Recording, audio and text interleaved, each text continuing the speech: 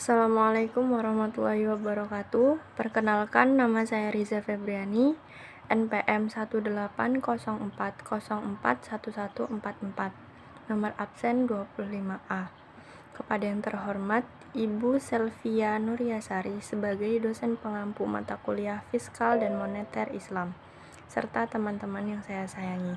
Baiklah, di sini saya akan mempresentasikan makalah saya yang berjudul Sistem Keuangan Indonesia saat ini. Materi yang pertama adalah tentang gambaran umum kebijakan moneter.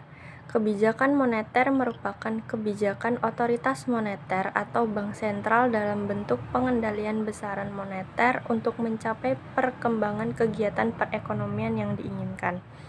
Dalam prakteknya, perkembangan kegiatan perekonomian yang diinginkan tersebut adalah stabilitas ekonomi makro yang antara lain dicerminkan oleh stabilitas harga atau rendahnya laju inflasi, membaiknya perkembangan output real atau pertumbuhan ekonomi, serta cukup luasnya lapangan atau kesempatan kerja yang tersedia.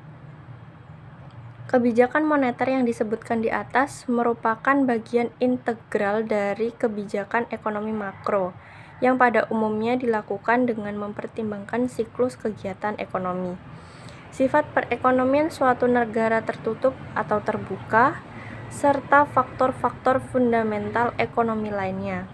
Dalam pelaksanaannya, strategi kebijakan moneter dilakukan berbeda-beda di suatu negara dan negara yang lain, sesuai dengan tujuan yang diinginkan dan dicapai melalui mekanisme transmisi yang diyakini berlaku pada perekonomian yang bersangkutan.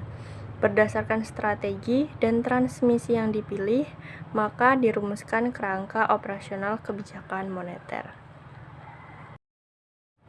Kebijakan moneter periode sebelum krisis ekonomi 1997.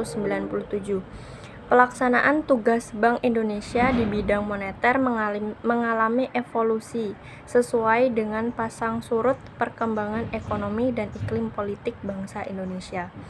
Perkembangan ekonomi sangat berpengaruh terhadap pelaksanaan kegiatan kebijakan moneter, tidak hanya karena kebijakan moneter itu diarahkan untuk mempengaruhi berbagai variabel makroekonomi, khususnya inflasi dan pertumbuhan ekonomi, tetapi juga karena perkembangan ekonomi akan menentukan bagaimana reaksi Bank Indonesia merumuskan dan melaksanakan kebijakan moneternya.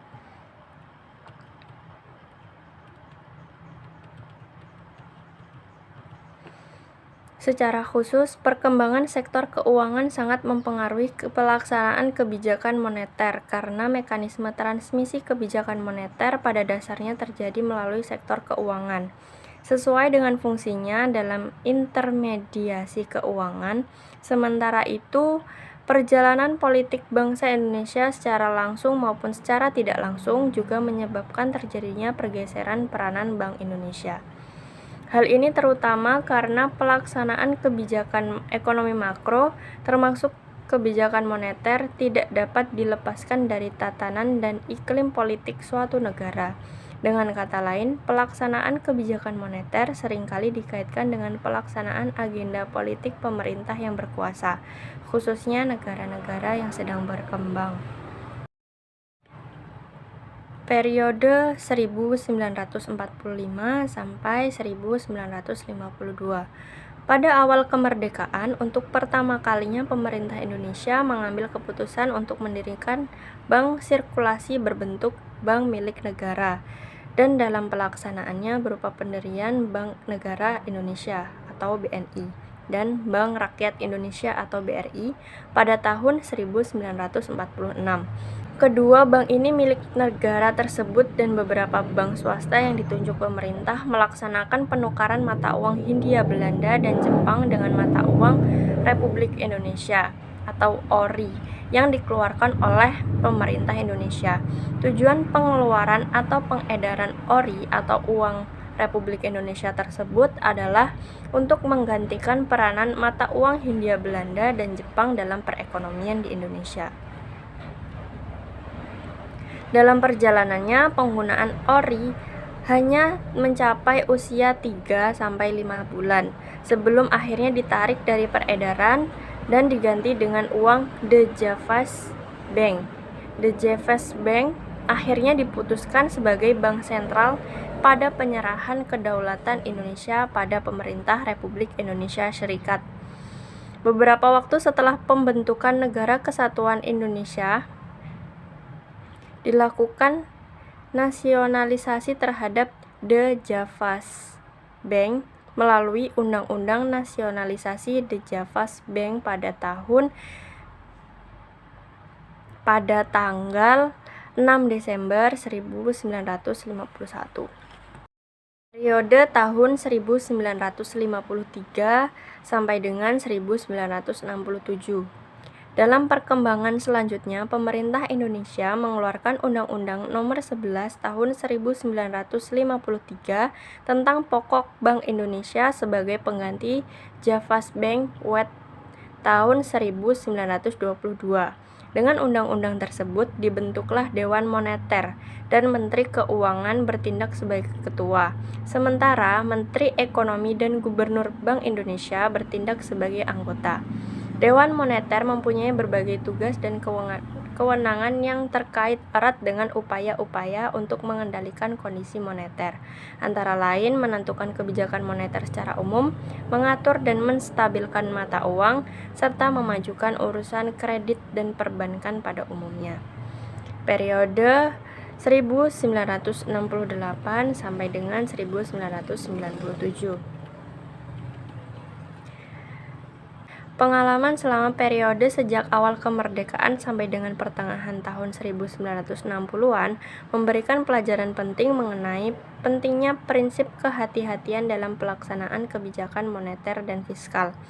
Pertama, bahwa kebijakan fiskal harus mampu mengendalikan defisit negara pada batas-batas yang wajar. Untuk itu, pengeluaran anggaran harus diseleksi secara ketat dan diprioritaskan pada jenis-jenis pengeluaran yang mampu mendorong kegiatan ekonomi real. Dan karenanya, pengeluaran-pengeluaran yang cenderung kurang strategis dan berlebihan harus dihindarkan. Kedua, bahwa kebijakan moneter tidak boleh dipergunakan untuk membiayai defisit anggaran. Pada sisi kebijakan moneter ekspansif yang sebagian besar bersumber pada upaya pembiayaan defisit anggaran pemerintah. Namun, dari sektor perbankan, dampak penciptaan uang telah dibatasi melalui penetapan reserve requirement, yaitu rasio jumlah cadangan minimum terhadap jumlah kewajiban lancarnya dan wajib dipelihara bank-bank sebesar 30% pada tahun 1957. Materi yang ketiga adalah kebijakan moneter pada setelah krisis ekonomi 1997. Krisis yang melanda Indonesia sejak tahun 1997 telah menimbulkan berbagai masalah yang demikian sulit dan kompleks di berbagai bidang. Krisis yang mulanya berasal dari krisis moneter telah berubah cepat menjadi krisis ekonomi, krisis sosial budaya, krisis politik, hingga menjadi krisis multidimensi.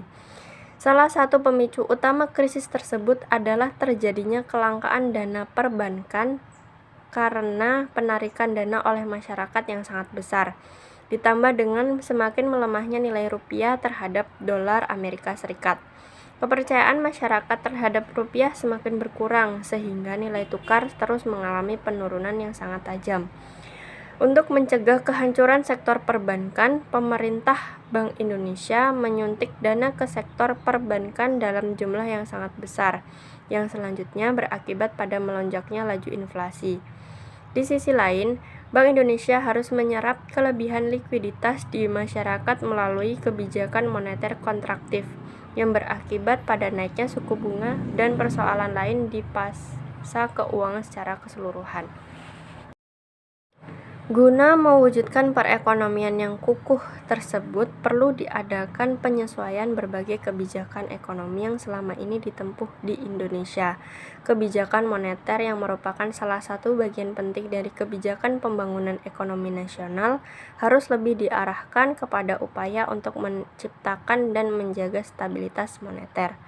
temuan empiris dari pengalaman berbagai negara, dan pengalaman selama ini di Indonesia seperti telah diuraikan pada bagian-bagian yang sebelumnya, menunjukkan bahwa kebijakan moneter akan lebih optimal apabila difokuskan pada pemeliharaan stabilitas moneter.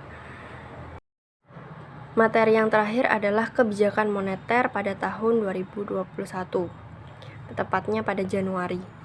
Rapat Dewan Gubernur Bank Indonesia pada 2021 Januari memutuskan untuk tetap mempertahankan B17 Day Reverse Repo Rate sebesar 3,75%, suku bunga deposit facility sebesar 3% dan suku bunga lending facility sebesar 4,50%. Keputusan ini melihat tingkat inflasi yang masih terjaga.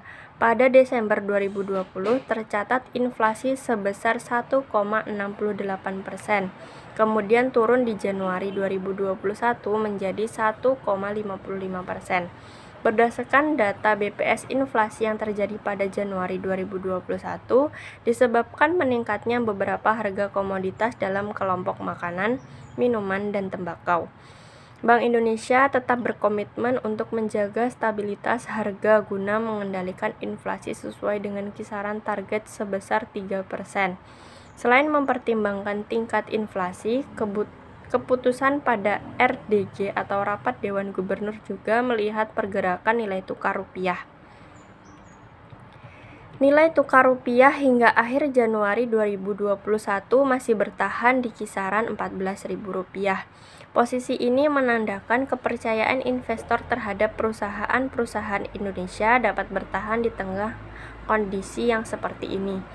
Kebijakan moneter yang diterapkan seperti kelonggaran likuiditas membantu penguatan nilai tukar rupiah terhadap dolar Amerika Serikat.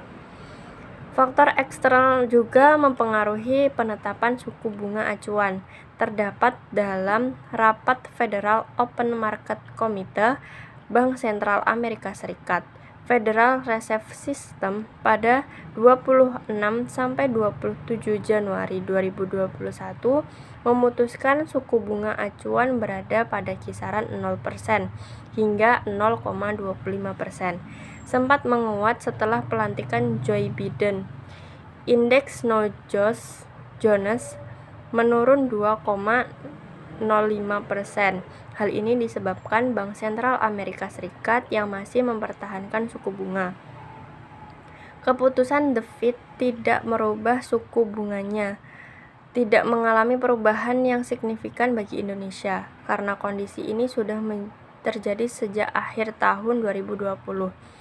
Bagi Indonesia, bertahannya suku bunga The Fed memberikan angin segar karena investor akan tertarik untuk mengalihkan dananya kepada negara-negara yang sedang berkembang.